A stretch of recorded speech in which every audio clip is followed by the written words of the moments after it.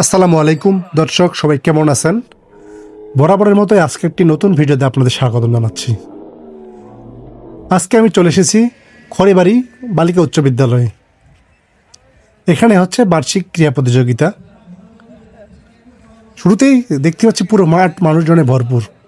আমার কৌতূহল বেড়ে গেল, হচ্ছেটা কি এখানে। পরে মানুষের উপস্থিতি এবং সবার কাছ থেকে শুনে জানতে পারলাম এখানে হবে ঘোড়া দৌড় প্রতিযোগিতা। হঠাৎ করে এই আয়োজন, হঠাৎ করে মানুষজন চারিদিকে ভরপুর খেলা দেখার জন্য। তো কিছুক্ষণের মধ্যেই প্রথম রাউন্ডের খেলা শুরু হবে।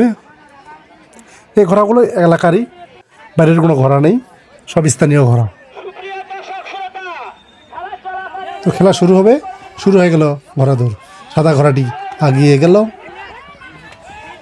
চলতেছে খেলা। মানুষজনের উৎসাহ উদ্দীপনার শেষ নেই।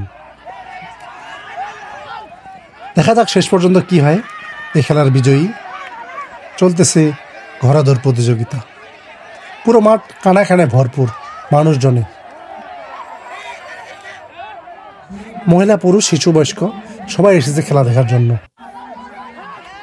এগুলো সব এই গ্রামেরই লোকজন।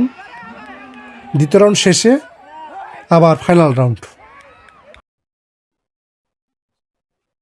চলতেছে খেলা। সুন্দর একটি ঘোড়া দৌড় প্রতিযোগিতা। মানুষজন আনন্দ নিয়ে দেখতেছে খেলা।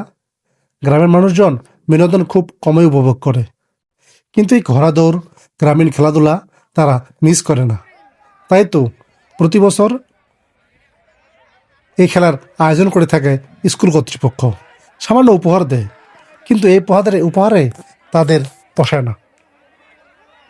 কিন্তু মানুষদেরকে আনন্দ দেওয়ার জন্য তাদের এই আয়োজন। তো এক রাউন্ড শেষ হওয়ার পর ফাইনাল রাউন্ডের জন্য অপেক্ষা করতেছে মানুষজন।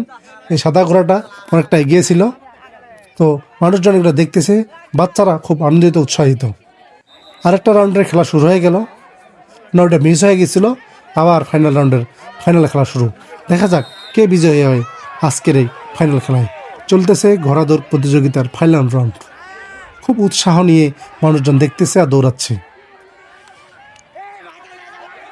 5 থেকে 7টি ঘোড়া অংশগ্রহণ করেছিল এখানে। বড় ছোট অনেকগুলো ঘোড়া রয়েছে।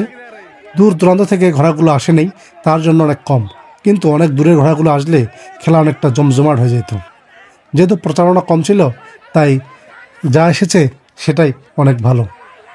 নারী পুরুষের উপস্থিতিতে খেলাটা আরও মধুময় এবং আনন্দিত হচ্ছিল। গ্রামীণ খেলাগুলো মূলত এমনই হয়, মানুষজনের আগ্রহের শেষ নেই। কত সুন্দর করে দেখতেছে। স্কুলের বাচ্চাগুলো উপস্থিত ছিল এবং তাদের অনুষ্ঠান হয়েছিল।